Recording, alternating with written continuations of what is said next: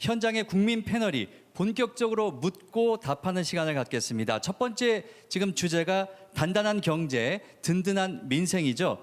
요즘 물가가 너무 올라서 국민들께서 걱정이 많으신데요. 우선 가장 관심이 많으실 민생 경제부터 한번 진행해 보겠습니다. 네, 민생 경제에 대해서 질문 정말 많으실 거라고 생각을 합니다. 제가 이 패널분들의 성함을 다 모르기 때문에 앉아 계시는 위치나 옷차림 그리고 성별 등으로 제가 호명을 해드린다는 점 먼저 양해 말씀을 부탁드리겠습니다. 경제 관련해서 질문 있으신 분 있으십니까? 손 들어주시겠습니까? 자, 궁금하신 점 있으시면 손 들어주시면 되겠습니다. 제 옆에 있는 분께 구역에서 하늘색 셔츠 입으신 분께 첫 번째 발언권을 드리겠습니다. 마이크 전달 부탁드리겠습니다. 네, 마스크를 내려주시고요. 자기소개 후에 질문 부탁드리겠습니다. 네, 안녕하세요. 저는 아이 둘을 키우고 있는 전업주부 이주현이라고 합니다. 요즘 장바구니 물가가 너무 올라서 참 마트에 가기가 무서울 정도입니다. 저희 4인 가족이 먹을 거리들 고기나 달걀, 과일 같은 거 몇 가지만 집어도 정말 20만 원이 훌쩍 넘어갑니다. 또 아이 둘을 키우는 데 있어서 보육료 역시도 부담이 많이 가는 상황인데요. 특히 주변 분들께서 나중에 아이들 대학교 들어갈 때 필요한 등록금을 지금부터 마련해야 한다라고 말씀을 해주시는데 참 그 목돈을 또 어떻게 준비를 해야 할지도 지금 벌써부터 걱정입니다. 또 마지막으로 제가 재작년에 주택담보대출을 이용해서 주택을 구매했는데요. 그 당시에 2.5% 정도였던 주담대 이율이 지금은 6%를 상회합니다. 그래서 제가 예상하지 못했던 그런 고정 지출 비용이 너무나 많이 나가고 있는 상황입니다. 이러한 어려움을 겪고 있는 저 같은 평범한 서민들을 위해서 혹시 생각하고 계시는 해결책이 있으신지 궁금합니다. 네, 물가 금리 상승에 따른 그런 가계 어려움을 질문을 주셨습니다. 경제 관련해서 질문 하나를 더 받고 한 번에 답변을 듣도록 하겠습니다. 혹시 질문 있으신 분 있으실까요? 손 들어주십시오. 네, 그 회색 코트 입으신 분 마이크 좀 전달해 주십시오. 안녕하십니까. 저는 당진에서 27년 넘게 떡집을 하고 있습니다. 코로나19로 초반에는 힘들었지만 신메뉴를 개발하고 배달을 늘려 잘 견딜 수 있었습니다. 최근 물가 상승으로 원재료, 포장 등 물가가 올라가 금리도 오르고 장사하기가 어려워지는데 앞으로 경기가 더 어려워진다는 이야기가 많아 걱정이 됩니다. 주변을 보면 높은 임대료, 인건비에 사람 구하기가 힘들어 문 닫는 집이 계속 나오고 있습니다. 저를 비롯한 소상공인 자영업자분들이 장사가 잘 될 수 있도록 정부에서 도와주셨으면 좋겠습니다. 네. 자영업을 하시면서 재료비 상승 또 소비 위축에 따른 어려움을 질문을 주셨는데요. 경제부총리께서 답변을 해주시면 좋을 것 같습니다. 예, 두 분 말씀 잘 들었습니다. 늘 우리 현장에서 우리 주부님 또 우리 자영업 하시는 분들 힘들어 하시는 데 대해서 경제 정책을 책임지는 입장에서 정말 마음이 무겁고 늘 송구스럽게 생각을 합니다. 우선 주부님 말씀하신 장바구니 물가 등등 정말 저희들도 문제의식을 같이 합니다. 그래서 아무리 해발 고물가지만은 우리 장바구니 물가, 민생 물가부터 안정시켜야 되겠다. 이것이 우리 윤석열 정부에서 제일 먼저 정책에 중점을 두고 해왔던 겁니다. 그래서 아까 잠깐 말씀드렸지만은 한동안 굉장히 높았던 물가 한때 금배추라고 하던 것이 지금은 사실은 배추의 본연의 모습으로 돌아와 있습니다. 그 후에 배추값이 많이 안정이 되고 또 김장 비용도 좀 떨어지고 해서 신선식품 가격 장바구니 물가는 많이 안정이 되고 있습니다만 아직 여러 곳에서 물가 상승 부담이 굉장히 큰 상황입니다. 정부에서 모든 정책을 물가 안정에 최우선을 두고 그렇게 추진을 할 거고 특히 장바구니 물가 안정에 중점을 둘 것입니다. 그리고 이제 금리 이 상승 때문에 여러 부담이 있으신데 사실은 이제 경제가 물가 안정이 되면은 금리도 오름세가 중단이 되고 서서히 이제 아마 시간이 지나면서 하락하지 않을까 이렇게 생각합니다만 우선 당장에 이 고금리 특히 변동금리로 노출되어 있는 부분에 관해서 저금리로 고정금리로 갈아탈 수 있도록 정부가 프로그램을 하고 있고 그 다음에 여러 가지 이자 상환 부담을 줄일 수 있는 그런 프로그램도 있습니다. 그것은 아마 여러 안내가 있으니까 저희들 안내해서 그런 프로그램 이용할 수 있도록 하고 특히 애들 키우는 문제 정부에서 재정 지원 내년 예산에도 이런 부분에 많이 들어가 있습니다만은 그런 애들 보육 양육 부담이 덜어드릴 수 있도록 저희들도 최선을 다하겠습니다. 떡집 하시는 분들 요새 떡은 잘 팔리시는지 모르겠는데 예, 요즘 경기가 어려워서 정말 장사가 잘 안 됩니다. 제일 급선무는 빨리 경기를 회복시키는 것입니다. 지금 세계 경제가 어렵기 때문에 당분간은 어려움이 있겠지만은 특히 우리 민생 경제, 우리 장사하시는 분들 좀 장사 잘 되게 하는 그런 게 굉장히 중요할 것으로 생각합니다.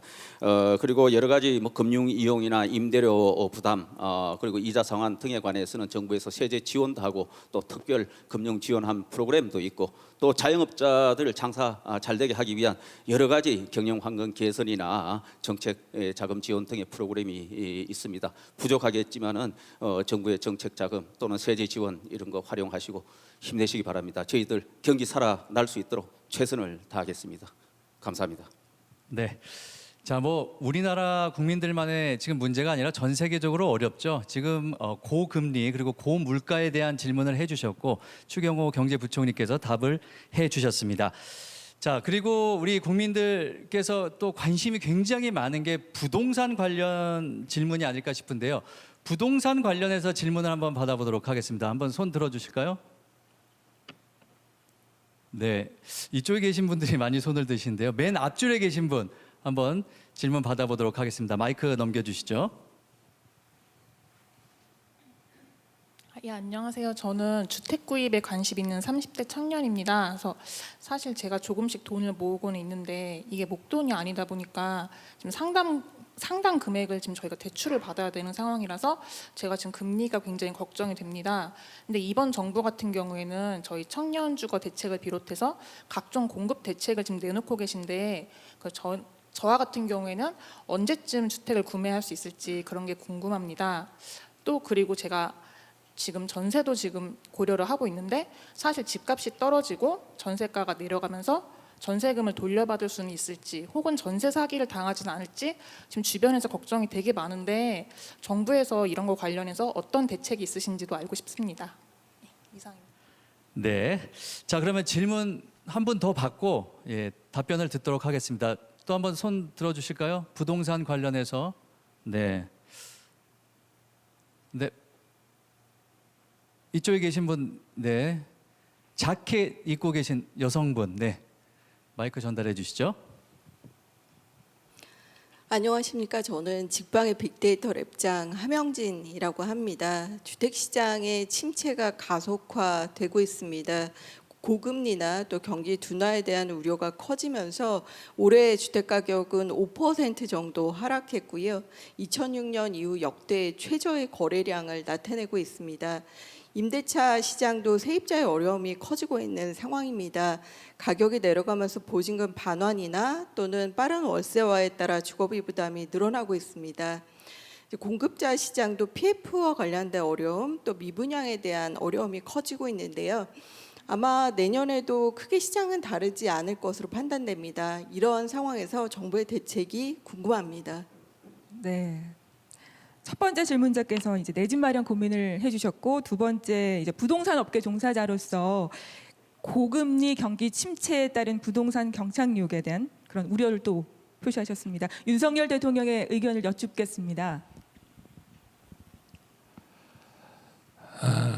최근 몇 년 동안 집값이 뭐 천정부지로 뛰어가지고 많은 국민들께서 나만 제때 이 자산을 준비해 놓지 못하는 거 아니냐 해서 뭐 영끌 대출이다 이렇게 많은 고통과 이런 상실감을 느끼셨고 지금은 또 고금리라는 이런 금융 상황이 주도하는 자산 가치, 집값의 또 하락 국면을 맞고 있습니다. 집값이 오르고 내리는 문제는 기본적으로 이제 시장의 논리에 따라야 되는 것이긴 합니다만은 정부는 그 완급을 잘 조절해서 좀 예측 가능하게 관리하는 것이 중요하다고 생각합니다. 저는 이 부동산 문제가 정치 논리나 이념에 매몰돼서는 안 된다고 생각합니다. 크게 국가는, 이 정부는 두 가지의 어떤 그 목표를 가지고 가야 된다고 생각합니다. 먼저 우리 청년 같은 미래 세대, 아직 충분한 그 자금이, 주택 구입 자금이 마련되지 않은 그 미래 세대, 그리고 아이들 키우고 직장을 전직하느라고 충분한 주택 자금을 마련하지 못한 그런 서민들, 또 뭐 여러 가지 일로 해서 정말 그 어려운 그 주거 아주 취약계층, 이런 분들을 위해서 정부가 공공주택을 분양하거나 임대로서 공급해야 된다는 그런 그 주거 복지 정책 차원의 그 정책이 한 가지 있고요. 또 하나는 민간 그 주택 시장에서 건축에 의한 신규 주택 공급이라든지 또 매매라든지 이런 거래가 시장의 그 논리에 따라서 합리적으로 그 수요와 공급이 이루어지되 정부에서는 여기에 따르는 규제 문제라든지 또는 그 주택 자금에 대한 그 대출 금융 지원, 그리고 여러 가지 관련된 이 세제를 어떻게 다루고 관리할 것인지를 통해서 이 시장이 위축되지 않고 원활하게 작동할 수 있도록 해야 할 그 두 가지의 그 책임이 있습니다.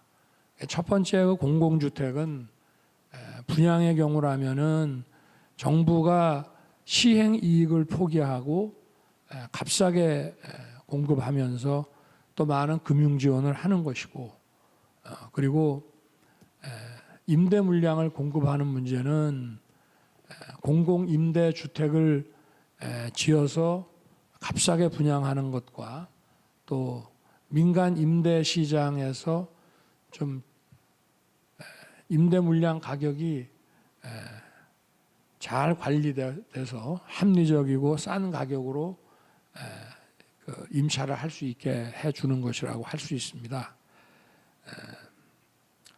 이 공공 임대주택을 굉장히 그 선으로 알고 있는 분들도 많이 있습니다만은 공공 임대주택을 많이 지어서 공급을 하다 보면은 중앙 정부나 지방 정부가 상당한 그 이런 재정 부담을 안게 되기 때문에 또 납세자에게 굉장히 큰 부담이 되고 전반적으로 우리 경제의 부담 요인으로 또 경기 위축 요인으로 작용이 될 수가 있습니다. 그래서 저희들은 두 가지를 다 민간과 공공 그 임대를 잘 믹스를 해서 공급을 하려고 하고, 이번에 그 세제에 있어서 우리가 그 다주택자에 대한 좀 세금을 완화를 하겠다고 하는 것도, 이 주택이라고 하는 것은 많이 가지고 있다고 해서 자기 쓰는 것 말고 창고에 넣어놨다가 쓰고 하는 것이 아니고, 내가 사는 집 아니면은 전부 임대를 놓게 되어 있기 때문에 다주택자에 대해서 중과세를 하게 되면 결국은 임대 물량에 대해서 비용이 많이 들어가기 때문에 영세 그 임차인에게 그 소위 세금의 전가가 일어나게 됩니다. 그래서 그 임대주택을 좀 싼 가격에 임차를 하려고 하는 분들에게는 임대인에 대한 이 다주택자에 대한 중과세가 거의 고스란히 경제적 약자인 임차인에게 전가되는 것이 시장의 법칙입니다. 그래서 저희 정부는 국민들이 일견 생각할 때는 부자들에게 세금을 덜어주는 거 아니냐 하는 그런 오해를 하실 수 있지만 이 다주택자에 대한 이런 그 과세를 좀 경감을 해서 시장에서 우리 열악한 지위에 있는 그 임차인들이 좀 저가의 임차를 할 수 있도록 그런 여건을 좀 만들어 드리려고 하고 있습니다. 그리고 이제 제가 이 정부를 맡기 전까지는 공급 측면과 수요 측면의 이런 불합리한 이런 복합 규제 때문에 집값이 너무 천정부지로 솟고 또 거래 물량이 위축되고 이렇게 했습니다. 그래서 이 시장을 정상화하는 것이 중요하다라고 해서 많은 규제를 풀고 시장을 정상화하려고 했는데 지금 고금리 상황 때문에 다시 그 부동산 가격이 지금 하락하는 추세를 보이기 때문에 저희가 잘못된 그 정책으로 인한 어떤 현상이라고 하더라도 그거를 일시에 제거하다 보면은 시장에 혼란이 일어나서 또 결국 국민들에게 불편을 줄 수 있기 때문에 시장 정상화의 속도를 조율을 해야 된다고 생각을 했습니다. 그런데 지금 고금리 상황으로 이 주택 가격이 하락하는 추세를 보이기 때문에 저희가 수요 규제를 조금 더 빠른 속도로 풀어 나가서 시장이 좀 안정을 찾는데 최선의 노력을 다하고자 합니다. 아까 그리고 그 요새 언론에 등장하는 빌라왕의 사망과 관련해 가지고 많은 그 선의의 피해자들이 지금 발을 동동 구르고 있는 그런 뉴스를 저도 어제 그제 계속 접했습니다.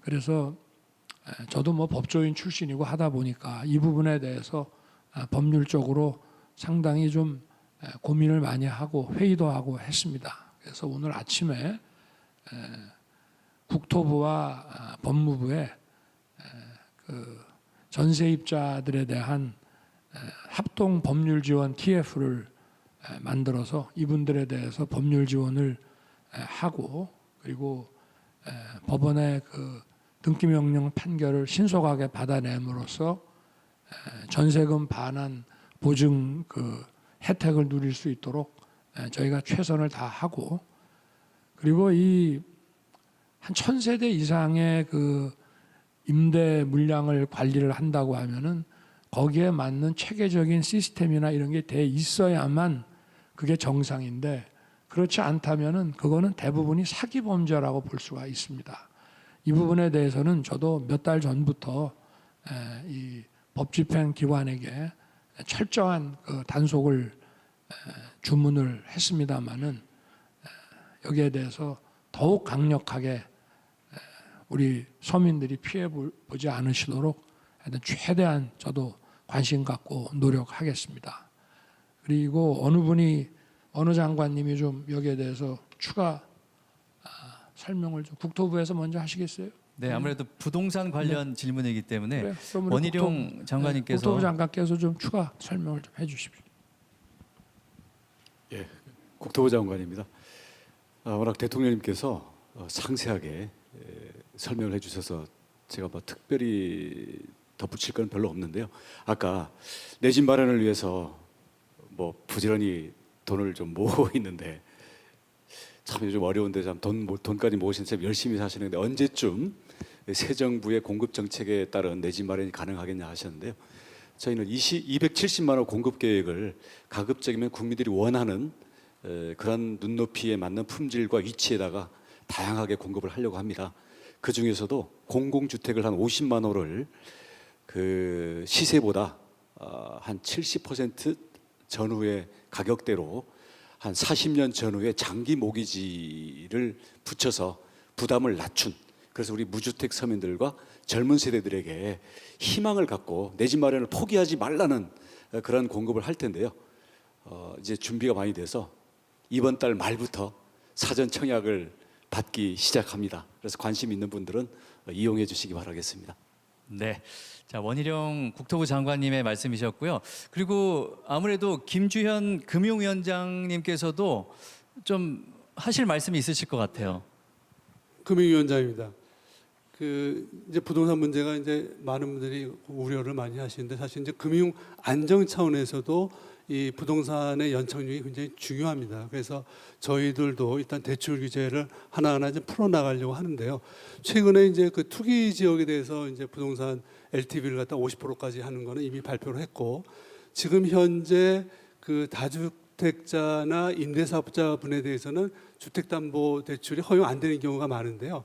앞으로 이제 시장 상황을 봐서 국토부나 이제 기재부하고 정책 방향을 맞춰서 이분들도 주택담보대출을 쓸 수 있도록 그렇게 저희가 추진을 하려고 합니다. 그리고 하나만 더 말씀을 드리면, 이제 금리가 높아서 굉장히 어려우신 분들이 많아서 저희도 굉장히 좀 송구스럽고 안타깝습니다. 근데 저희가 이제 보금자리론이라는 그 주택금융공사 제도가 있는데요.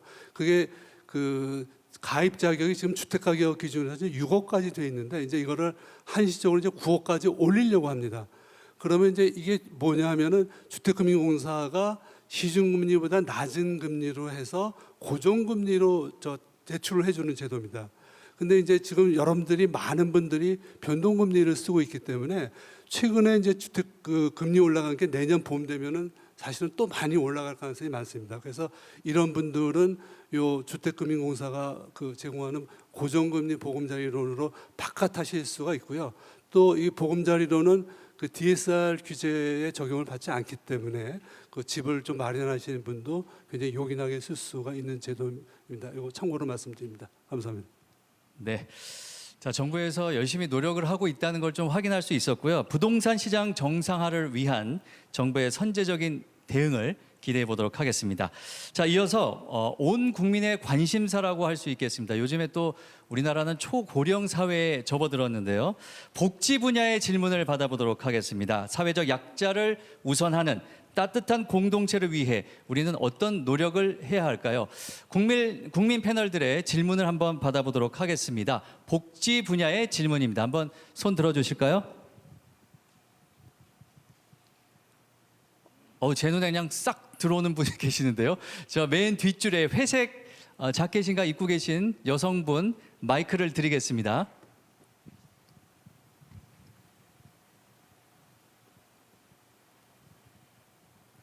안녕하세요. 저는 올해 한갑이고요. 90대 어머니를 모시고 있던 강옥기라고 합니다. 최근 어떤 기사를 보니까 국민건강보험 재정이 바닥이 나서 보험 혜택은 줄이고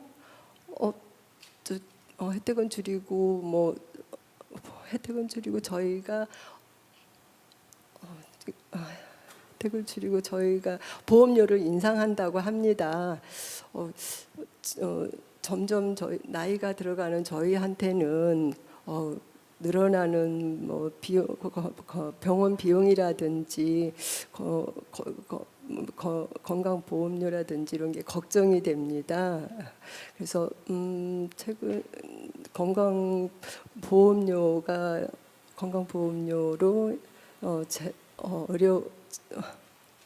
건강보험료가 네, 천천히 하세요. 네.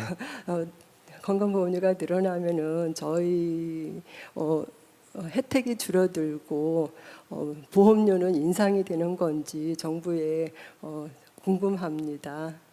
네, 잘 들어봤습니다.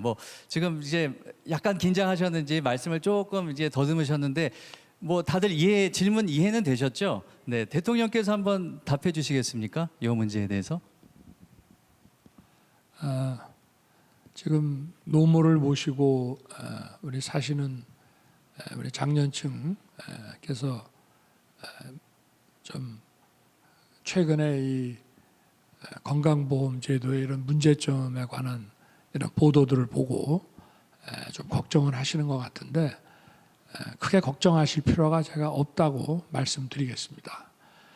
저희가 지금 건강보험 제도에 대해서 수술을 좀 하려고 하는 것은